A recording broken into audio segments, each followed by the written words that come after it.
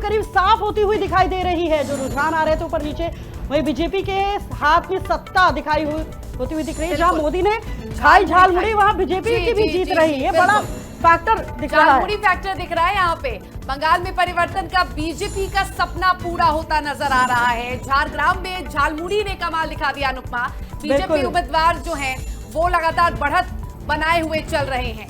मतलब देखिए, झारग्राम में जो जनता है, प्रधानमंत्री नरेंद्र मोदी ने झालमुड़ी क्या खाई, सबको झालमुड़ी रास आ गई और झालमुड़ी का स्वाद रास आ गया, क्योंकि स्वाद का ये रिजल्ट ही दिख रहा है। क्योंकि बंगाल के रुझानों में बीजेपी आगे चल रही है और झारग्राम में आगे भी चल रही है। और चुनावी प्रचार के दौरान सबसे ज्यादा चर्चा का विषय झालमुड़ी ही बन गया। झालमुड़ी ही चुनावी मुद्दा बन गया। उसके बाद विपक्ष भी लगातार इस बात पे तंज कसने लगी, उस मुद्दे को बुनाने लगी कि आखिर उन्होंने झालमुड़ी कैसे खाई, क्यों खाई, और बहुत सारी बातचीत होने लगी। और यही खैर सत्ता पक्ष और विपक्ष का माछ भात को लेकर, मछली भात को भी लेकर ये लगातार सामने आया। अनुराग ठाकुर ने जिस तरीके से मछली चावल खाया, वो उन्होंने खाया इसलिए कि जब ममता बनर्जी ने सवाल उठाया था ना कि बीजेपी के पास कोई बंगाली फेस कहाँ है, अगर बीजेपी आ जाएगी तो हमारी बंगाल की अस्मिता खत्म हो जाएगी। तो बंगाल की अस्मिता बचाने के लिए देखिए अनुराग ठाकुर ने मछली भात दिखाया और कह रही थी मछली भात भी खत्म हो जाएगा। बिल्कुल इसी बात को गलत साबित करने के लिए कि माछ भात का जो ट्रेंड है वो खत्म हो जाएगा, मछली भात खत्म हो जाएगा, इसको लेकर लगातार अब हम बता दें कि इसको लेकर सबसे ज्यादा मुद्दा जो है मतलब देखिए, जनता का जो फैसला है वो सिर आंखों पर है। क्योंकि देखिए, लोकतंत्र की लड़ाई तो बहुत ही दिलचस्प देखने को मिल रही है। लोकतंत्र का उत्सव कहा जाता है चुनाव, और रिजल्ट आने वाले हैं तो कहीं ना कहीं लगता है जैसे बोर्ड के रिजल्ट नहीं आते 10th-12th के, वैसे लग रहे हैं। और जो उम्मीदवारों की जो किस्मत दांव पर लगी थी, तो ये जो सियासी नेता हैं उनकी सांसें ऊपर नीचे जरूर हो रही होंगी। स्टूडेंट बने हुए हैं फिलहाल, जितने भी कैंडिडेट्स हैं और जितने भी पार्टी लीडर्स हैं वो सारे स्टूडेंट बने हुए हैं। सबकी जो धड़कने हैं वो बहुत तेज, और खासतौर पर ममता देखिए ये तस्वीरें, देखिए तस्वीरें कितनी, मतलब बीजेपी को पूरा कॉन्फिडेंट था कि इस बार जो जमीनी मुद्दों को लेकर आए हैं, घुसपैठिए मुद्दों को लेकर आए हैं, यूसीसी का उसने नारा लगाया था, तो कहीं ना कहीं उसने कहा था कि अगर वो सरकार में आ गई तो नागरिकता दिलाएगी। तो ये भी वजह हो सकती है, ये भी फैक्टर साबित हो सकता है। तभी देखिए जश्न का माहौल, पूड़ियां देखिए तली जा रही हैं, पूरा एक उत्सव, ये देखिए पूरा उत्सव नजर आ रहा है बीजेपी की तरफ से। बिल्कुल पार्टी की तैयारी हो गई है अनुपमा, और यहाँ पे हम खाने की तैयारी देख रहे हैं। दूसरी तरफ दिल्ली में की बात करें तो यहाँ जलेबियां बन रही है, यहाँ यानी कि जैसे ही ये रिजल्ट सामने आए वैसे मुंह मीठा किया जाएगा। देखिए हो भी क्यों ना, क्योंकि देखिए 294 सीट हैं जिसमें से बीजेपी बढ़त बनाए हुए दिख रही। पश्चिम बंगाल का जिक्र कर रहे हैं, देखिए आंकड़े दिख रहे हैं 155 और टीएमसी 124। इसी बीच देखिए एक और बड़ी खबर आ रही है, 898 वोट से ममता बनर्जी भवानीपुर से आगे चल रही। देखिए अभी पीछे चल रही थी और अभी आगे, तो कहना दिलचस्प होगा कि अभी कुछ भी रिजल्ट नहीं बताया जा सकता, क्योंकि ये रुझान है, कभी भी कोई आगे पीछे हो सकता है। बिल्कुल भवानीपुर का मुकाबला काफी टफ है, कोई आगे, कभी बीजेपी आगे हो जा रही है, कभी टीएमसी आगे हो जा रही है। बहुत मायने रखता है। देखिए शर्मिला, प्रतिशत जो है अभी बीजेपी के पक्ष में 45% है और टीएमसी के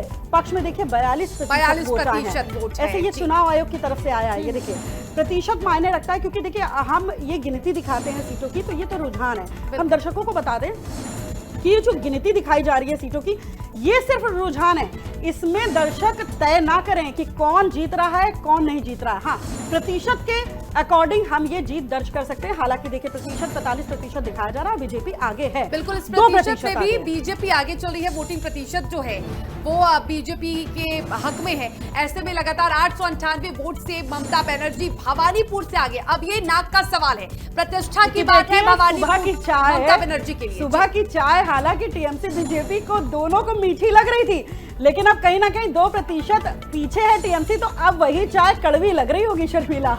बिल्कुल, और ऐसे में अब देखिए बहुत दिलचस्प है, और ये तो प्रतिष्ठा के सवाल है ना, ये तो नाक की बात हो गई ममता बनर्जी के लिए। पिछली बार नंदीग्राम से हारी तो भवानीपुर में उन्होंने कब्जा किया, अब भवानीपुर में अगर हारती है तो कहां जाती है ममता बनर्जी? बिल्कुल देखिए, और इतिहास बनता हुआ नहीं दिखाई दे रहा है ममता बनर्जी। बिल्कुल अभी अब नया अध्याय लिखने की बारी आ गई। जैसा कि बीजेपी कह रही थी, बंगाल की अस्मिता पर भी देख रही थी, कह रही थी बंगाल की अस्मिता को वो भी बचाएंगे, महिला सुरक्षा को लेकर बचाएंगे, नागरिकता को लेकर बचाएंगे। तो कहीं ना कहीं बीजेपी का जो दावा था कि अब पश्चिम बंगाल में नया अध्याय लिखा जाएगा, तो रुझान तो यही दिखा रहे हैं शर्मिला। बिल्कुल, और एक तरफ हम ये देख रहे हैं कि नया अध्याय लिखा जाएगा, दूसरी तरफ हम देख रहे हैं कि किस तरीके से चुनावी प्रचार में योगी मोदी की लहर देखने को मिली। थोड़ा चलिए अगर हम वोटिंग का जिक्र कर लें, केरलम का कर लें, तो देखिए एलडीएफ आगे है 140 सीट में, वहीं तमिलनाडु में टीवीके बहुत अच्छी बढ़त बना रही है, क्योंकि देखिए टीवीके जो है पिछली बार अभी 2024 में ही अपनी पार्टी दर्ज कराई थी उसमें, और 1 साल हुआ है,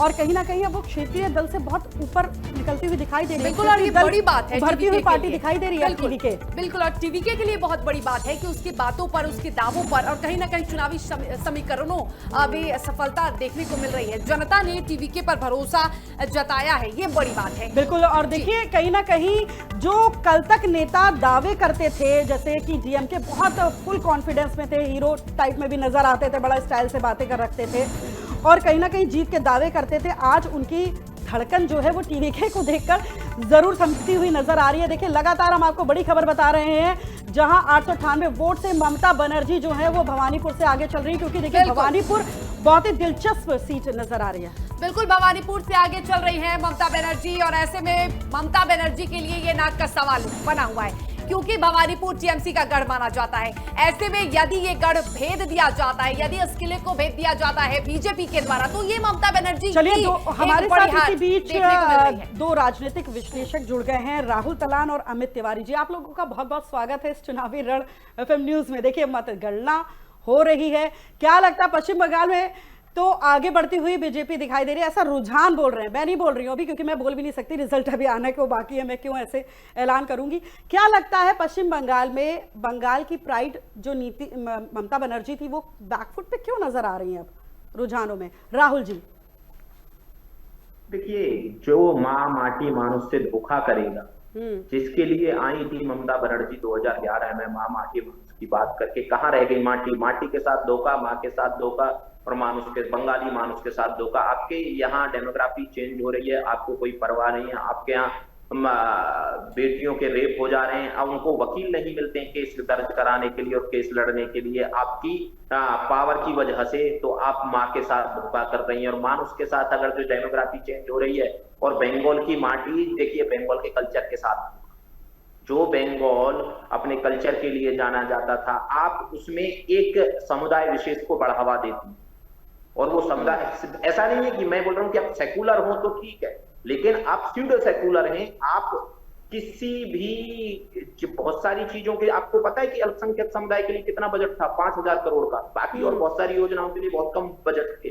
तो सवाल ये है कि आपने ना स्यूडो सेकुलरिज्म का जो पट्टी पड़ी, जिस दिन आप आई थी उसी दिन आपका, जब आपने थोड़े दिन सरकार चलाई उसके बाद ही आपका भविष्य तय हो गया था। या तो आप जिन चीजों के खिलाफ लड़के आई थी उन चीजों को रिमूव करती, आप गुंडा और टोलाबाजी के खिलाफ लड़के आई थी ना, वाम दलों के खिलाफ, लेकिन अचानक से जब आप सत्ता आपको मिल गई तो आपने वो सारी की चीजें अडॉप्ट कर ली, आपको उनसे दूर रहना चाहिए था।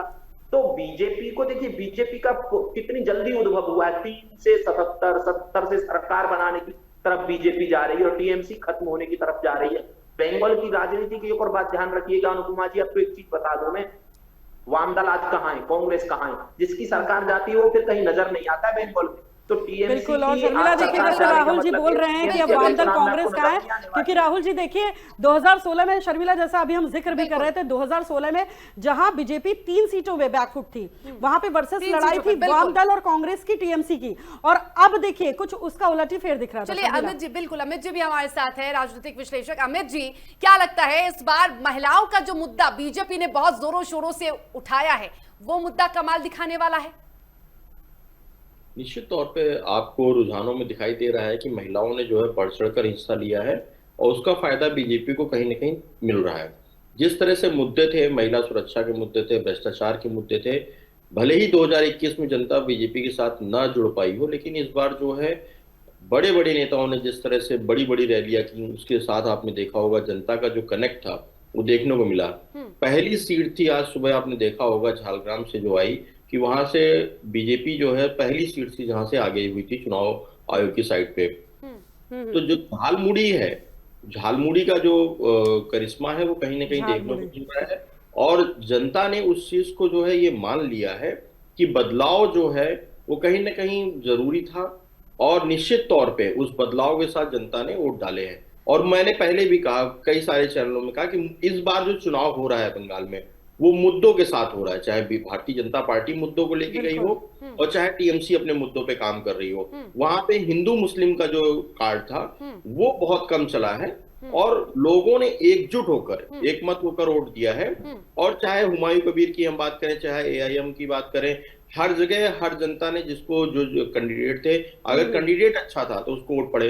आप देख रही होंगी हुमायूं कबीर भी जीत रहे हैं, कहाँ उनके खिलाफ जो है एक प्रोपोगंडा वीडियो आया, उसके बाद जो है लोगों ने कहा कि इनकी हार तय है, लेकिन अभी 5000-6000 वोटों से आगे चल रहे हैं। राहुल जी, क्या लगता है कि जिस तरीके से अमित जी ने कहा कि महिला जो है इस बार अब जाति नहीं देख रहा है कोई, अब महिला जो है उनका उसका समर्थन बीजेपी को मिल रहा है, झालमुड़ी इफेक्ट भी देखने को मिल रहा है, क्या लगता है जो हम लोग बार बार पूछ रहे थे सवाल कि साइलेंट वोटर्स का साथ किसको मिलेगा, अब क्लियर होता नजर आ रहा है कि साइलेंट वोटर्स से किसे? रोकना चाहेंगे, एक और बड़ी खबर आ रही है हमारी टीवी स्क्रीन पर, दर्शकों को बता दे, एक और बड़ी खबर आ रही है। बंगाल में बीजेपी की सरकार बन रही है, शुभेंदु अधिकारी का ऐसा बयान आया है, बीजेपी को पूर्ण बहुमत मिल रहा है।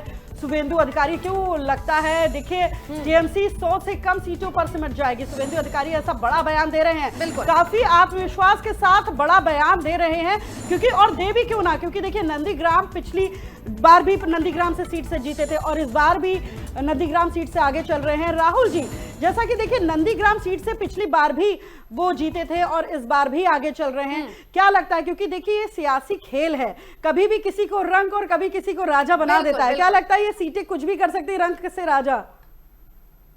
नहीं, बिल्कुल, देखिए शुभेंदु अधिकारी ने बहुत मेहनत की है और उनकी 2021 की मेहनत आपने मतलब उन्होंने मुख्यमंत्री कैंडिडेट को हरा दिया था, बंगाल की सबसे पॉपुलर लीडर को हरा दिया था, और इस बार भी वो उनके सामने जाके चुनाव लड़ रहे हैं। भवानीपुर से वो नंदीग्राम तो लड़ रहे हैं, भवानीपुर भी लड़ रहे हैं, और वहां भी कई बार ऊपर नीचे हो जा रहा है, हो सकता है कि वहां का भी रिजल्ट बदल जाए।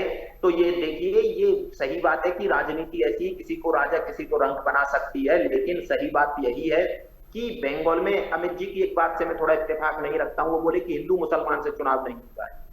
जो भी आप देखिएगा, कहीं भी किसी भी राज्य में जहां चुनाव हो रहा है, मुसलमान बीजेपी को वोट ही नहीं करता है, तो हिंदू मुसलमान को चुनाव ही होता है।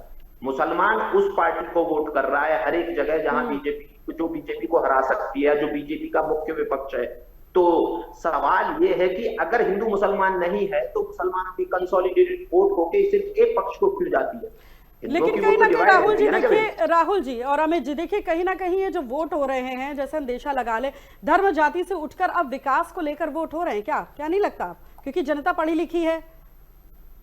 देखिए, विकास एक चीज है, विकास बाई प्रोडक्ट है गवर्नेंस का, लेकिन मैं कह रहा हूं कि डेमोग्राफी चेंज हो रही है। आपको लग रहा है बंगाल में बीजेपी ने विकास पे चुनाव लड़ाई कि हम विकास करेंगे? बीजेपी के सारे नेता हिंदुत्व की बात करते रहे, राजनीतिक विश्लेषण पर प्रकाश डालिए, सारा हिंदू हमें वोट कर रहा है, अभी भी बोल रहे हैं कि वो, इवन जब उन्होंने थोड़ी देर पहले फाइट दी भवानीपुर को लेकर, तो उन्होंने बताया कि यहाँ ममता बनर्जी के इन बूथों पे इसीलिए ज्यादा वोट मिल रहे हैं क्योंकि वहाँ मुस्लिम है, लेकिन और जो हिंदू वाले बूथ है वहां मुझे ज्यादा वोट मिलेंगे। वो तो इतना गणित लगा के बैठे हैं। तो ये बात ये थी कि आपने जो सारी योजनाएं थी उनको मुसलमानों को अपर हैंड रखा, आपने सूडो सेकुलरिज्म अपनाया। तो स्टेट का मतलब ये है कि राज्य का मुखिया बिल्कुल सेकुलर होना चाहिए, वो ये नहीं बोले कि मेरे लिए मुसलमान वो महत्वपूर्ण है, मेरे लिए हिंदू महत्वपूर्ण है। राज्य के मुखिया का मतलब यह है कि मेरे लिए राज्य महत्वपूर्ण है, और आपके राज्य में डेमोग्राफी चेंज हो रही है, आप बांग्लादेशी मुसलमानों के लिए लड़ रहे हैं कि जो वहां के रोहिंग्या और बांग्लादेशी आ रहे हैं आपके रिसोर्सेज पे डाका डाल रहे हैं। अमित जी, आपको क्या लगता है, अब पश्चिम बंगाल में धर्म और विकास से उठकर विकास के मुद्दे पर वोट गिर रहे हैं कि नहीं, कि धर्म और जाति अभी भी बरकरार है पश्चिम बंगाल में, क्योंकि हमेशा से देखा गया है, यही मुद्दा देखा गया है धर्म और जाति का, क्या लगता है आपको अमित जी? धर्म जाति से लोग ऊपर उठे हैं, इसमें कोई दो राय नहीं है, लेकिन ये कहना कि पूर्णतः समाप्त हो जाएगी, धर्म और राजनीति साथ साथ चलती है। अगर इस बात को अगर देखना है तो आप ममता बनर्जी वर्सेस शुभेंदु अधिकारी को ही देख लीजिए कि एक तरफ जो है राम की बात हो रही है, एक तरफ जो है बांग्ला की बात हो रही है। तो कहाँ राम के साथ लोग खड़े हैं और कहाँ बांग्ला के साथ लोग खड़े हैं। भवानीपुर जिस सीट की हम बात कर रहे हैं, वहां पे मैंने पहले भी कहा था कि दीदी जीतेंगी, लेकिन ये तय है कितनी वोटों से वो जीतती हैं, ये उनकी साख को बचाए रखेगा। अगर वो 1500, 2000, 5000, 10,000 की अगर लीड लेती हैं तो वो एक बड़े नेता की साख को जो है कहीं ना कहीं धराशायी करता है पूरे पश्चिम बंगाल में। और रही बात नंदीग्राम की, नंदीग्राम से शुभेंदु अधिकारी पहले भी लीड ले रहे थे, अभी भी लीड ले रहे हैं, लेकिन वहां पे जिस तरह से पवित्रा जी खड़े हुए हैं, वो उनके कभी राइट हैंड हुआ करते थे।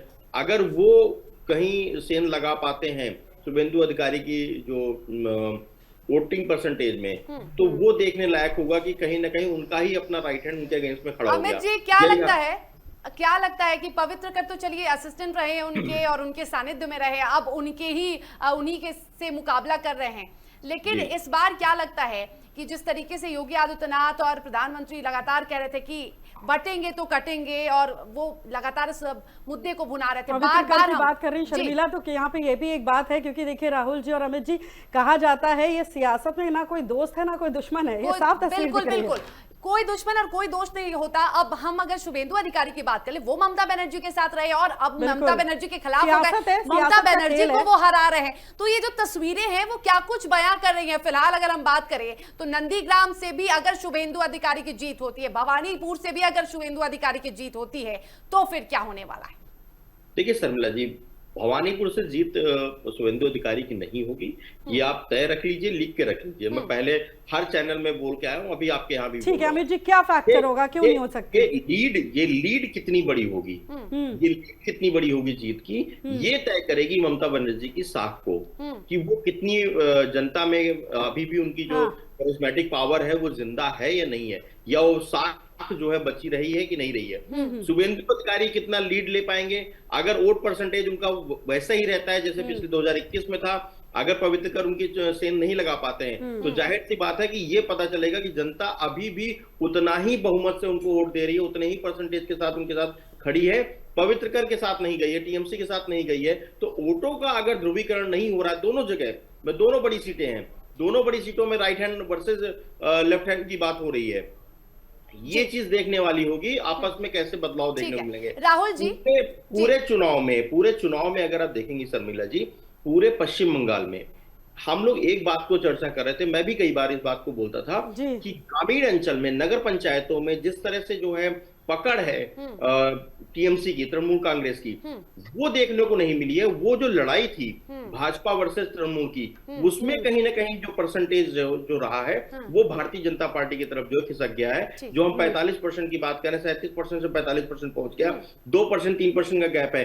अगर बीजेपी इसको बरकरार रखती है तो निश्चित तौर पर भाजपा अपनी सरकार बना रही है। लेकिन अगर ग्रामीण अंचल की जो सीटें हैं, अभी 20-22 सीटें ऐसी हैं जहां का आंकड़ा जो है बाहर नहीं निकल के आ पाया है, अगर वो पूर्णतः बाहर आता है, फिर एक तस्वीर निकल के आएगी कि क्या भाजपा सरकार बना रही है या टीएमसी बना रही है। लेकिन निश्चित तौर पे 2 घंटे 2.5 घंटे हो चुके हैं, 11 बजे तक थोड़ा इंतजार और करना पड़ेगा। अगर हम केरल का जिक्र कर ले, देखिए राहुल जी, अमित जी, थोड़ा सा अगर हम केरल का जिक्र कर ले, केरल के वैसे भी परंपरा रही है कि 5 साल में पार्टी जरूर बदलती है, दल जरूर बदलते हैं, लेकिन 2 बार से ऐसा नहीं हो रहा है। लेकिन अभी भी यूडीएफ आगे चल रही है, 95 पे चल रही है। क्या लगता है कि वो इतिहास दोहराया जाएगा, वो 5 साल वाला, या फिर अभी जो 2 साल से कायम है वो रहेगा? मतलब 2 बार से, माफ करिएगा, 2 बार से। देखिए अनुपमा जी, आप इस चीज को अगर इस तरह से देखें कि केरला में जिस तरह से बीजेपी क्लेम कर रही थी, चाहे केरला फाइल्स की बात रही हो, चाहे एक माहौल बनाने की बात रही, लेकिन जनता उनसे कनेक्ट नहीं हो पाई। और उसी वजह से आपने देखा होगा कि चाहे हम गृहमंत्री अमित शाह जी की बात करें, चाहे हम प्रधानमंत्री नरेंद्र मोदी जी की बात करें, जितनी रैलियां उनको करनी थी, चाहे आदित्य योगीनाथ जी की बात करें, जो एक कनेक्ट है, जो साउथ वर्सेस जो लैंग्वेज कनेक्ट है, वो आपने देखा होगा कई सारे कन्वर्टर रखे जाते हैं, लेकिन जनता से उनका कनेक्ट नहीं हो पाता है। जो एक कद्दावर नेता है जमीनी स्तर पे, वो नेता अभी उनके पास नहीं है। चाहे वो भले ही डोरे डाल रहे हो त्रिवेंद्रपुरम से, जो माननीय सांसद है उनके ऊपर कई डोरे डाले, लेकिन मैं उनका नाम नहीं लूंगा, लेकिन वो कहीं ना कहीं अभी उनसे छिटके नहीं है। कांग्रेस का जो प्रेम है उनके साथ बरकरार है। और यही बात आप जो देख रही हैं पश्चिम बंगाल में, अगर कनेक्ट करें 2021 में, 2016 में शुभेंदु अधिकारी के ऊपर, इसी बीच एक और बड़ी खबर आ रही है, अमित जी आपको ये रोकना चाहेंगे। देखिए टीवी स्क्रीन पे एक और बड़ी खबर आ रही है, चेन्नई में विजय के आवास के बाहर जो है वो सुरक्षा बढ़ा दी गई है, क्योंकि देखिए टीवीके का जो प्रदर्शन है बहुत अच्छा दिखाई दे रहा है। और 2024 में ही अभी ये टीवीके पार्टी आई थी और कहीं ना कहीं डीएमके और एआईएडीएमके पर भारी पड़ती हुई दिखाई दे रही है, क्योंकि रुझानों में देखिए 106 सीटों पे आगे दिखाई दे रही है टीवीके। चेन्नई में विजय के आवास के बाहर भारी सुरक्षा तैनात कर दी गई है, विजय के आवास की सुरक्षा बढ़ाई गई है। तो देखिए अमित जी और राहुल जी, जैसा कि पहले देखा जाए कि यहाँ पर तमिलनाडु में 2 लोगों के साथ ये राजनीति देखी जाती थी, 2 लोगों के टक्कर में, जैसा कि हम सभी जानते हैं कि डीएमके और एआईएडीएमके। लेकिन इस बार त्रिस्तरीय मुकाबला दिख रहा और अब ये मुकाबला भारी भी पड़ता हुआ दिखाई दे रहा है। टीवीके आगे बढ़ती हुई दिखाई दे रही है और इसके बाद उनकी सुरक्षा भी बढ़ा दी गई है।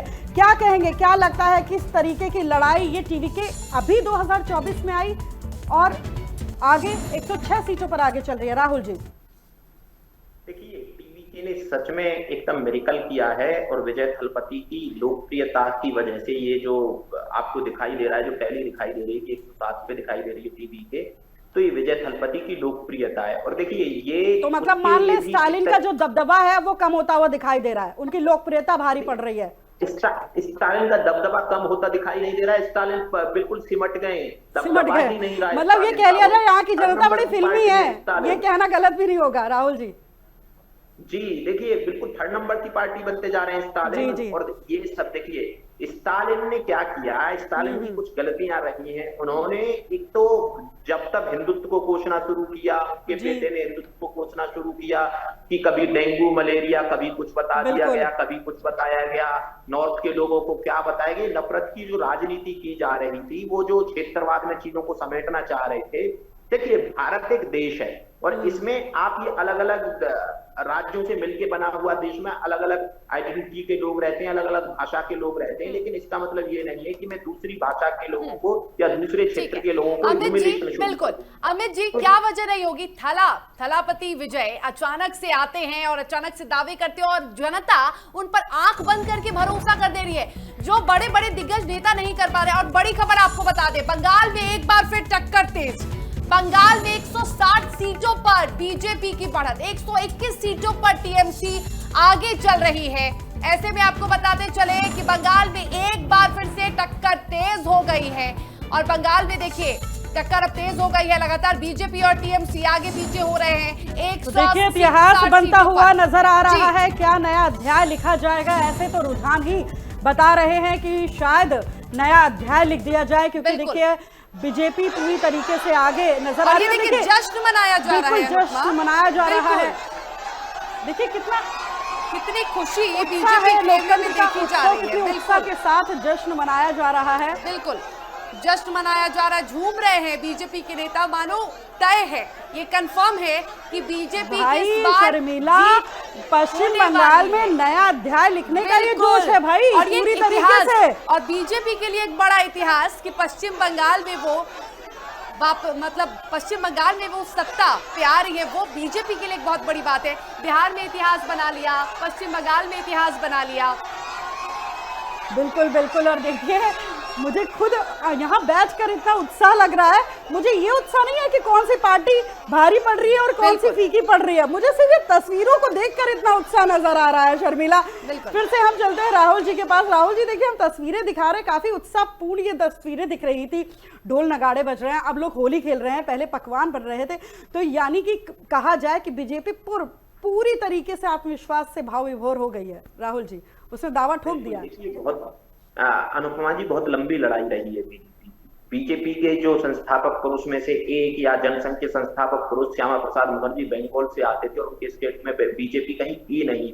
अब बीजेपी पहली बार सरकार बनाने जा रही है, तो ये आइडियोलॉजी के लिए भी बहुत बड़ी जीत है। बीजेपी की आइडियोलॉजी के लिए, राइटिस्ट के लिए बहुत बड़ी जीत है। और ये देखिए वैसे है जैसे उत्कल जीता पहली बार, मतलब उड़ीसा जीता, बंग जीत लिया गया, अब बचता है साउथ इंडिया। साउथ इंडिया के 3 स्टेट बचते हैं, तेलंगाना बचता है और तमिलनाडु बचता है और केरल बचता है। बीजेपी अब यहाँ फोकस करेगी और देखिए बीजेपी फिर पैन इंडिया पार्टी कहलाने लायक हो जाएगी। अभी साउथ में बीजेपी की 1-2 सीट आती है, जैसे केरल में 2-3 सीट पे बीजेपी आगे चल रही है, वहां भी 1-2 सीट पे, तमिलनाडु में 1-2 सीट पे आगे चल रही है। तो बीजेपी का भी वैसा नहीं है। वो बोल रहे थे, अमित जी बोल रहे थे कि वहां लैंग्वेज कनेक्ट नहीं कर पाती है। बीजेपी के पास बहुत सारे नेता हैं साउथ से हैं और लैंग्वेज की कोई बीजेपी को दिक्कत है नहीं ऐसा। और बीजेपी पे ये आरोप लगा देना अब की वो हिंदी भाषी क्षेत्र की पार्टी है, नहीं, वो नॉर्थ ईस्ट में बहुत मजबूत स्थिति में खड़ी है, बंगाल में मजबूत स्थिति में दिख रही है, और गुजरात में मजबूत स्थिति में है, हिंदी हार्टलैंड में बहुत मजबूत। बिल्कुल, देखिए ये कहना थोड़ा सा तो गलत होगा, उड़ीसा में बहुत मजबूत स्थिति, लैंग्वेज बैरियर है। बिल्कुल बीजेपी पे आप हिंदी हार्टलैंड होने की पार्टी का आरोप नहीं लगा। हाँ अमित जी, लैंग्वेज बैरियर तो शायद कम ही है, क्योंकि सही कहा, नॉर्थ ईस्ट में भी हम देख सकते हैं कि बीजेपी का दबदबा है। और यहाँ पे अगर हम बात करें पश्चिम बंगाल में, तो बहुत सारे ऐसे वोट बैंक है जिसपे बीजेपी ने बहुत अच्छे से काम किया। मतव वोट बैंक कहा जाता था एक जमाने में, वो टीएमसी के साथ रहती थी, लेकिन अब वो बीजेपी के पाले में है। इसकी क्या वजह बताई जा रही है? देखिए, हमारे साथी जो है बहुत अनुभवी हैं।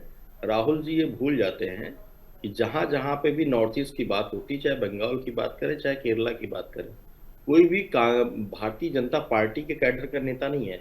अभी भी मैं कह रहा हूँ, इतने प्रदेशों मुख्यमंत्री, 11 प्रदेशों में जो है कांग्रेस कैडर के मुख्यमंत्री, चाहे बीरेंद्र सिंह की बात कर लीजिए, चाहे हेमंता की बात कर लीजिए, चाहे अन्य राज्यों में बात कर लीजिए, 11 मुख्यमंत्री जो हैं भारतीय जनता पार्टी के कैडर से नहीं आते। ना वो आरएसएस से आते हैं, ना वो भारतीय जनसंघ के समय से जुड़े हुए हैं, ना वो भारतीय जनता पार्टी की प्रथम सदस्यता के तहत वो जो है सदस्यता ग्रहण करके वो जो है राजनीति में आए थे। वो सब कांग्रेस के कैडर के हैं। तो ये कहना कि उनके पास बहुत कद्दावर नेता है, बहुत कद्दावर लीडर है, शुभेंदु अधिकारी सबसे बड़ा एग्जाम्पल है, सबसे बड़ा एग्जाम्पल है। अगर आजादी के 75 साल बाद जो है, जहां बलिदान हुए मुखर्जी, वो कश्मीर हमारा, ये तो कहते रह गए, लेकिन जहां पैदा हुए, वो जहां से भारतीय जनसंघ की स्थापना हुई, संस्थापक सदस्य हुए, वहां 75 साल लग गए अपने आप को काबिज करने में। तो क्या आप ये कहना चाहेंगे कि पश्चिम बंगाल में मोदी फैक्टर काम कर रहा है या उनका फेस काम कर रहा है, ये कह सकते हैं? मोदी फैक्टर बिल्कुल काम कर रहा है। मोदी फैक्टर 2014 से लगातार मोदी पहचान काम कर रही है। ठीक है, हाँ, मोदी फैक्टर की मैं बात कर रही हूँ। मैं करिश्मेटिक पावर की बात कर रहा हूँ, जो 2014 से स्टार्ट हुई थी, वो लहर जो है 2026 में जाके वहां पे कहीं देखने को मिल रही है। 12 साल लग गए आपको अपना जो है पावर दिखाने में। 12 साल करिश्मेटिक पावर आपकी सत्ता केंद्र सरकार में पिछले 12 साल से है, और 12 साल बाद जो है आप वहां पे सत्ता बनाने के हकदार हुए। वहां पे जनता ने आपको मौका दिया, और उसकी मौका क्यों दिया? मौका इसलिए दिया क्योंकि उन्हीं की पार्टी के, टीएमसी के, वाम दल के, कांग्रेस के नेता जो हैं, वो कांग्रेस मुक्त भारत करते करते बीजेपी में कांग्रेस के युक्त भारत हो गई। आप ये समझिए कि जिस तरह से जो है जीतना एक अलग की कला है। आप जीत सकते हैं, आप चाणक्य बन सकते हैं, लेकिन ये कहना कि आप अपने नेता को आप जमीनी स्तर से पैदा करिए, उसके बाद उसको मुख्यमंत्री बनाइए, आज कहां है आप? जो राहुल जी दें जवाब दें। देखिए, ये वैसी डिबेट खड़ी करी जा रही है जिसका कोई मतलब नहीं है। अच्छा, एक बात बताइए, क्या इस देश में बाध्यता है कि वो इस पार्टी में रहेगा, दूसरी पार्टी का नेता नहीं बन सकता है? लोकतंत्र है ना, कोई कहीं भी आ जा सकता है। बीजेपी के बहुत सारे नेता कांग्रेस में इस वक्त, और कांग्रेस के बहुत सारे नेता बीजेपी में। क्या इस देश में ये ऐसा कोई इसका कोई डिबेट का कोई लॉजिक नहीं बनता है? अनुपमा जी, देखिए, बीजेपी अगर जो पैन इंडिया पार्टी बनना है तो उनको नेता चाहिए। उनको नेता ऐसे पैदा नहीं करने कि अब कोई पैदा हुआ है फिर उसकी अपॉइंटमेंट होगी संघ में, फिर वो बीजेपी में जाएगा। ऐसे नहीं होता है। बीजेपी में जो आ रहा है उसकी आइडियोलॉजी को एक्सेप्ट कर रहा है। कमल के वोट किसके निशान पे पड़ रही है? वोट कमल के निशान पे पड़ रही है। कमल के निशान पे पड़ रही है, मोदी फैक्टर, मोदी पहचान के निशान पे पड़ रही है। राहुल जी, नहीं, अच्छा, मोदी जी का फेस हो सकता है, लेकिन जब ईवीएम का बटन दबाया जाता है वो कमल होता है। तो मैं कह रहा हूं कि एक बात बताइए, नॉर्थ ईस्ट के लोग वीरेंद्र सिंह के नाम पे वोट दे रहे हैं या फिर कमल के निशान पे वोट दे रहे हैं? असम में कमल के निशान पे वोट दे रहे हैं, हेमंता बिस्वा शर्मा के नाम पे वोट दे रहे हैं। कैंडिडेट का नाम होता है, कमल का निशान होता है। ये जो पार्टी ने पैन इंडिया पहचान बनाई है बीजेपी ने, आप उसको डाइल्यूट करने की कोशिश कर सकते हैं, लेकिन ये डाइल्यूट नहीं होगी। सबसे बड़ी बात यह है कि बीजेपी जो जनसंघ की बात छोड़ देते हैं, बीजेपी जो 80 के दशक में पार्टी बनी और वो आज इस देश में पूर्ण बहुमत की सरकार चला रही है, 16 स्टेट में उसके मुख्यमंत्री है। ठीक, बिल्कुल। तो आप ये कह सकते हैं कि भैया इतने मुख्यमंत्री उससे आए, दिल समझाने के लिए ख्याल अच्छा है गालिब, वो वाली बात है। बाकी है क्या कि देखिए, बीजेपी अपना पैन इंडिया एक्सपेंशन जारी रखे हुए, और वो बीजेपी के नाम पे जारी रखे हुए। लेकिन देखिए, हम पहचान विकास का जिक्र कर रहे हैं तो असम को भी नहीं पीछे छोड़ सकते, वो भी इसके इर्द गिर्द घूमती है। नहीं, मैं तो एक और चीज कह रहा हूं कि असम में कोई सोच सकता था नॉर्थ ईस्ट में बीजेपी रहेगी। मैं एक और चीज कहता हूं, पार्टियां अपनी पहचान कैसे खोती हैं। देखिए, वाम दल, लेफ्टिस्ट की राजनीति खत्म हो गई इस देश में। पहली बार इस देश की आजादी के बाद पहली बार ये होगा कि कहीं लेफ्टिस्ट की सरकार कहीं नहीं है, कहीं नहीं, पूरे राज्य देश की किसी भी स्टेट में लेफ्टिस्ट की कोई गवर्नमेंट नहीं है। केरल में थी, वो केरल में चली जाएगी और लेफ्टिस्ट की कहीं गवर्नमेंट नहीं रहेगी। असम में भी अभी भी बीजेपी बढ़त बनाए हुए है। अच्छा, इसी बीच एक और बड़ी खबर आ रही है, पहले वो ले लेते हैं। देखिए टीवी स्क्रीन में, बंगाल चुनाव के बाद हिंसा की आशंका पर बड़ा अपडेट है। देखिए, ऐसा हमेशा कहा जाता है कि पश्चिम बंगाल में रिजल्ट आने पर छिटपुट हिंसा होती रहती है।